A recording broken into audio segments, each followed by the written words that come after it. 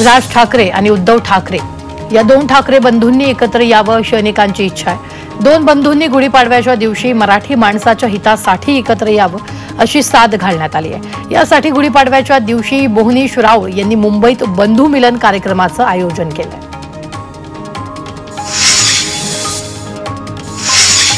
राष्ट्रवादीचे प्रदेश अध्यक्ष जयंत पाटील यांच्या एका विधानामुळे उलटसुलट चर्चा सुरू झाल्या। शक्तीपीठ आंदोलनादरम्यान त्यांनी माझ्यावर विश्वास ठेवू नका असं विधान केलं। यावरून राजकीय वर्तुळात चर्चांना उधाण आले। तर जयंत पाटील हे लवकरच अजित पवारांसोबत दिसतील असा दावा सामाजिक न्याय मंत्री संजय शिरसाटांनी केला। माजी केंद्रीय राज्यमंत्री कपिल पाटील यांच्या वाढदिवसानिमित्तानं भिवंडीत विविध कार्यक्रमांचं आयोजन केलं होतं। या स्पर्धेमध्ये 51 बाईक, 2 कार आणि असंख्य बक्षिसं दिली जाणार आहेत। भव्य क्रिकेट स्पर्धेचा समारोप प्रसंगी मुख्यमंत्री देवेंद्र फडणवीस उपस्थित होते। पीओपी गणेश मूर्तींमुळे प्रदूषण होतं किंवा नाही याचा अभ्यास करण्यासाठी तज्ज्ञांची समिती स्थापन केली जाईल। तर या समितीचा अहवाल येईपर्यंत पीओपी गणेश मूर्तींचा वापर करण्यासाठी मुदतवाढ मिळावी यासाठी सर्वोच्च न्यायालयात याचिका दाखल करण्यात येईल अशी माहिती मुख्यमंत्री देवेंद्र फडणवीस यांनी विधान परिषदेत दिली। दरम्यान विरोधी पक्षनेते अंबादास दानवेंनी स्थगन प्रस्तावाद्वारे पीओपी गणेश मूर्तीचा मुद्दा उपस्थित केला। पीओपीवर बंदी घातल्यानं एकीकडे हजारो कामगार बेकार होणार आहेत तर दुसरीकडे पीओपी गणेश मूर्तीच्या वापरामुळे पर्यावरणाची हानी होण्याची भीती आहे। त्यामुळे सरकारची नेमकी भूमिका काय असा सवाल त्यांनी उपस्थित केला। नवी मुंबईतील 14 गावांचा मनपामध्ये समावेश करण्यासाठी वनमंत्री गणेश नाईक यांनी तीव्र विरोध केला। तर नाईकांच्या या भूमिकेवर शिवसेनेचे उपनेते विजय चौगुले यांनी खंत व्यक्त केली। तसंच गणेश नाईक त्या भागातून निवडून आले, त्यांनी 14 गावांचा विकास का केला नाही असा यावेळी प्रश्न उपस्थित केला। अबू सालेमच्या याचिकेवर उत्तर द्या अशी नोटीस मुंबई उच्च न्यायालयानं केंद्र सरकारला दिली। 1993 साली झालेल्या बॉम्बस्फोट प्रकरणी अबू तुरुंगात शिक्षा भोगतोय, त्यामुळे शिक्षा माफ करावी आणि सुटका करावी अशी याचिका अबू सालेमनं मुंबई हायकोर्टात केली। त्याच्या याचिकेवर उत्तर दाखल करण्याचे निर्देश कोर्टानं केंद्र सरकारला दिले। महापालिका रुग्णालयात NICUची सुविधा द्या अशी मागणी आमदार सुनील प्रभू यांनी मुख्यमंत्र्यांकडे केली आहे। कमी वजन असलेल्या मुलांना अतिदक्षता विभागात दाखल करावं लागतं, तसंच सर्वसामान्य लोकांना NICUचा खर्च परवडत नाही, त्यामुळे महापालिका रुग्णालयात NICUची सुविधा उभारावी अशी मागणी त्यांनी केली आहे। मराठी पाट्या न लावणाऱ्या दुकानांना मुंबई महापालिकेनं दणका दिलाय। 3687 दुकानांवर महापालिकेनं दंडात्मक कारवाई करत 1,10,00,000चा दंड वसूल केला।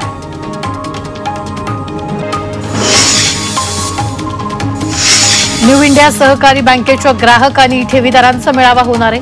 येत्या शनिवारी वर्सोवातील न्यू इंडिया बँकेसमोरच्या सेंट्रल हॉलमध्ये हा मेळावा होणार आहे। मुंबईतल्या शाळांचं वर्षभराचं वेळापत्रक यंदा कोलमडण्याची शक्यता आहे।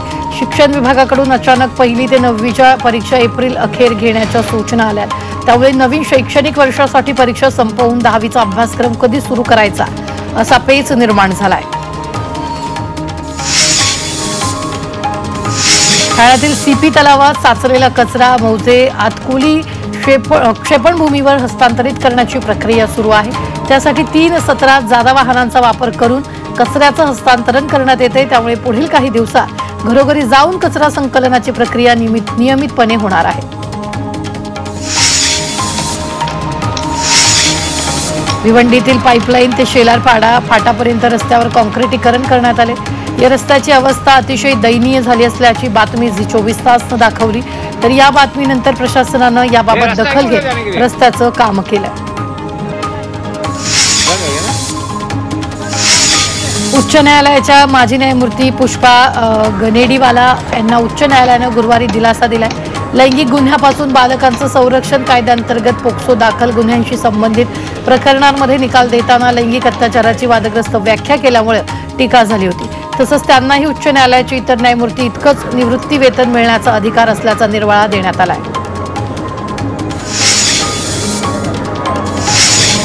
भिवंडीत छत्रपती शिवाजी महाराजांचं मंदिर उभारण्यात आले आणि या मंदिराचा लोकार्पण सोहळा मुख्यमंत्री देवेंद्र फडणवीस आणि उपमुख्यमंत्री एकनाथ शिंदेंच्या हस्ते पार पडणार आहे। या कार्यक्रमाच्या तयारीचा आढावा ठाण्याच्या जिल्हाधिकाऱ्यांनी घेतलेला आहे।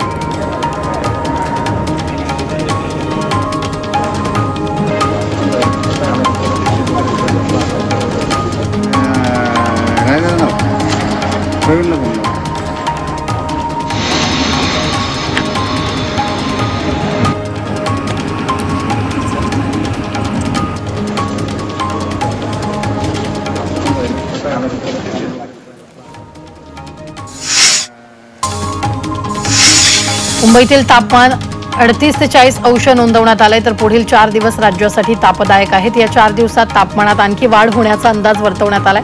मात्र हे तापमान नागरिकांच्या आरोग्याला धोकादायक असल्यानं नागरिकांना आरोग्याची काळजी घेण्याचं आवाहन करण्यात आलंय। होळी धुलीवंदनासाठी मुंबई पोलीस सज्ज झालेत। अश्लील टीका टिप्पणी करणाऱ्यावर साध्या गणवेशात पोलिसांचा वॉच असणार आहे। यासाठी 11,000 पोलिसांचा बंदोबस्त करण्यात आलाय। त्याचबरोबर सार्वजनिक ठिकाणी पादचाऱ्यांवर रंगाचे पाणी उडवण्यावर कडक कारवाईचा इशारा पोलिसांनी दिला। विरारमधील कोपरी गावात होळीनिमित्त तरुणांचा जल्लोष पाहायला मिळाला। कोपरी गावात कोंबड होळी म्हणून प्रसिद्ध आहे। होळीच्या आधी रात्री सर्वजण घरी होळीला सजवण्याची विधिवत पूजा करतात। त्यानंतर वाजत गाजत संपूर्ण गावात ही होळी फिरवली जाते।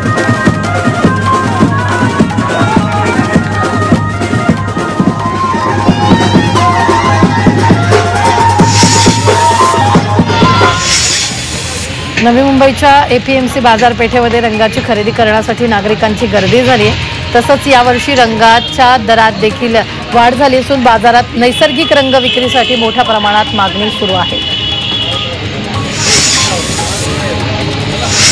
मुंबईत एकीकडे होळीच्या उत्सवाची लगबग सुरू झाली आहे तर दुसरीकडे बच्चे कंपनी रंगोत्सवात दंग होऊ लागली आहे। शिवाजी पार्कमध्ये बच्चे कंपनीने आतापासूनच रंगोत्सव सुरू केलेला आहे। पिचकारे आणि रंगाची उधळण करत ही मुलं होळीचा मनमुराद आस्वाद घेताना दिसत आहेत।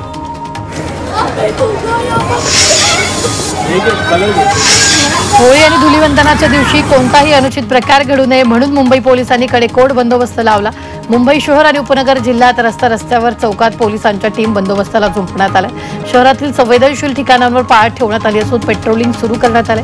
रंगाच्या या सणाला कोणतेही गालबोट लागू नये यासाठी पोलिसांनी महत्त्वाच्या ठिकाणांवर एसआरपीएफच्या तुकड्या तैनात केल्या। होळीच्या एक दिवस आधी होळी साजरी करण्याची जुनी परंपरा वरळी कोळीवाडानं यंदा जपली आहे। कोळीवाड्यातील प्रत्येक गल्लीगल्लीत होळीची तयारी पाहायला मिळाली तर याच निमित्तानं आमदार आदित्य ठाकरेंनी देखील कोळीवाड्यात हजेरी लावली। इतकंच नाही तर इथल्या नागरिकांसोबत काही काळ आदित्यने तालही धरला।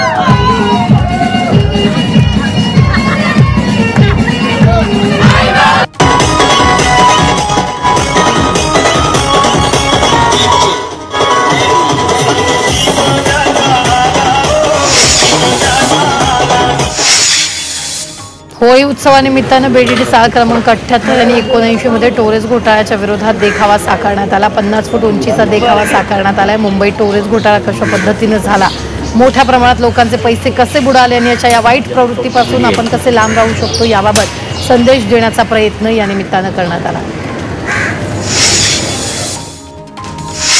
आयआयटीच्या धर्तीवर मुंबईत आता आयआयसीटी अस्तित्वात येणार आहे। मुंबईत आयआयसीटी केंद्र उभारलं जाणार असल्याची घोषणा मुख्यमंत्री देवेंद्र फडणवीसांनी केली आहे। आयआयसीटी केंद्र सरकार 400 कोटी निधी देणार असल्याचं फडणवीसांनी सांगितलं। जगातील टॉप 50 शिक्षण संस्थांमध्ये भारताच्या 9 शिक्षण संस्थांचा समावेश आहे। 3 आयआयटी, 2 आयआयएम आणि जेएनयू सारख्या काही संस्थांचा यामध्ये समावेश आहे। मात्र आयआयएम अहमदाबादचे रँकिंग 22 वरून 27 वर घसरले। मुंबईतल्या आरटी प्रवेशाची पहिली फेरी 10 मार्च रोजी पूर्ण झाली। यामध्ये मुंबईत 327 शाळांमधून केवळ 3000 प्रवेश झाले।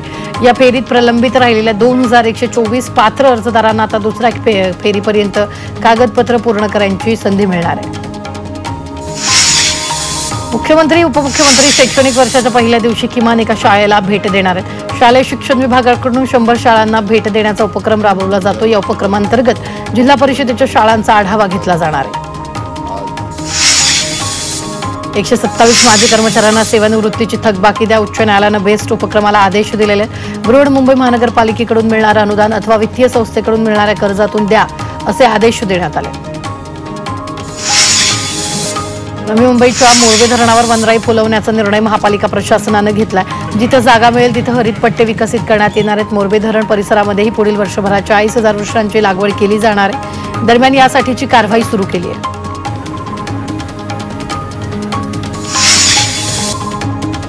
एडीएमसीत फेरीवाला मुक्त धोरणाला हरताळ लागली। कर्मचाऱ्यांनाच फेरीवाल्याकडून पैसे घेतलेत। पैसा घेतानाचा व्हिडिओ व्हायरल झालेला आहे। नवी मुंबईतील पोलिसांनी ड्रोनच्या मदतीने गुन्हेगारांना पकडले। पोलिसांना गुंगारा देत काही चोरटे वाशीच्या खारपुठीमध्ये शिरलेत। त्यामुळे चोरट्यांना शोधण्याचं मोठं आव्हान पोलिसांसमोर उभं होतं। मात्र ड्रोनच्या साहाय्याने खारपुटीत लपलेल्या चोरट्यांना बेड्या ठोकण्यात यश आलेलं आहे।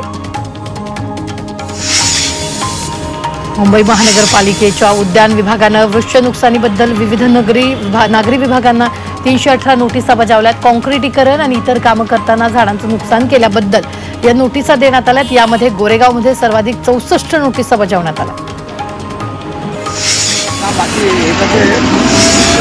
टिटवाळ्यातील नांदप रोड ते रेल्वे उड्डाण पुलाजवळील रस्त्यावर नियमबाह्य पद्धतीनं काम करण्यात येत आहे। त्यामुळे पालिका प्रशासनाचा मनमानी कारभार सुरू असल्याचं दिसून येत आहे। तर जनतेच्या पैशाचा अपव्यय होत असल्याचा आरोप नागरिकांनी केलाय। तसंच व्यवस्थित रस्ता तयार करण्याची मागणी करण्यात आली आहे।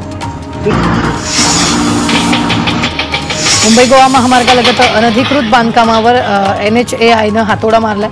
हायवे लगतची अनधिकृत बांधकामं NHAIनं तोडण्यास सुरुवात केली आहे।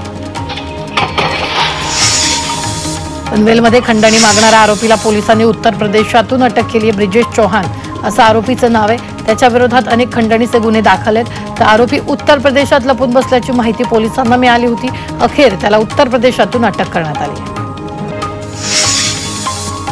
न्यू इंडिया बँकेच्या माजी अध्यक्षाच्या अनेक ठिकाणी मालमत्ता असल्याचं समोर आले। घोटाळ्याच्या पैशातून मुंबई आणि मुंबई बाहेर मालमत्ता खरेदी केल्याचा आरोप करण्यात आला आहे।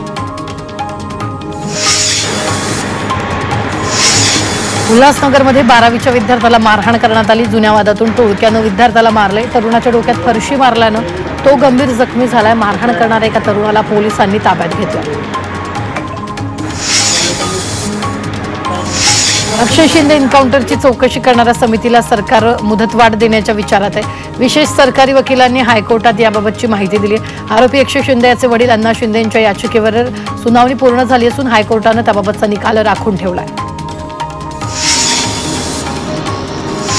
कल्याणमधील काळू नदी पात्राला जलपर्णीचा विळखा पडलाय। त्यामुळे पाणी दूषित झालंय। नागरिकांनाही पाण्याचा वापर करता येत नाही। तसं मासेमारी करणाऱ्या बांधवांनाही अडचण होत असल्यामुळे नदीपात्र साफ करण्याची मागणी केली जाते। महाराष्ट्रात मूत्रपिंड विकारांच्या रुग्णात वाढ झाली आहे। उच्च रक्तदाब आणि मधुमेह असणाऱ्यांना मोठ्या प्रमाणात किडनीचे विकार होण्याचा धोका असतो। सार्वजनिक आरोग्य विभागाच्या माहितीनुसार मूत्रपिंड विकारांच्या रुग्णसंख्येत वाढ झाली आहे। मुंबईला पाणी पुरवठा करणाऱ्या 7ही धरणांमधील एकूण पाणीसाठा गेल्या 15 दिवसात 8% घटून 43% आलाय। त्यामुळे मुंबईकरांनी धुळवडीला पाणी जपून वापरा असं आवाहन महापालिकेनं मुंबईकरांना केलंय। वाढत्या तापमानामुळे धरणातील बाष्पीभवन वाढल्यानं पाणीसाठा कमी होऊ लागला। भिवंडीतील लाभ पाईपलाईन ते घोळबाव रस्त्याची अवस्था दयनीय झाली आहे। रस्त्यात मोठमोठे खड्डे पडलेत आणि या खड्ड्यांमुळे ग्रामस्थांना प्रचंड त्रास सहन करावा लागतोय। त्यामुळे बांधकाम विभागानं रस्त्याचं काम लवकरात लवकर करण्याची मागणी मंदिर आहे। मला माहिती आहे डहाणू विरार रेल्वे मार्गाचं चौपदरीकरण गेल्या अनेक वर्षांपासून संत गतीनं सुरू आहे। तर रेल्वे सेवा ही नेहमीच उशिरानं धावत असल्यानं प्रवाशांनी नाराजी व्यक्त केली। तसंच डहाणू विरार चौपदरीकरणाचं काम लवकर पूर्ण करण्याची मागणी करण्यात आली। मुंबईतील लीलावती रुग्णालयात काळी जादू केल्याचा आरोप रुग्णालय ट्रस्टचे कार्यकारी संचालक परमवीर सिंग यांनी केला।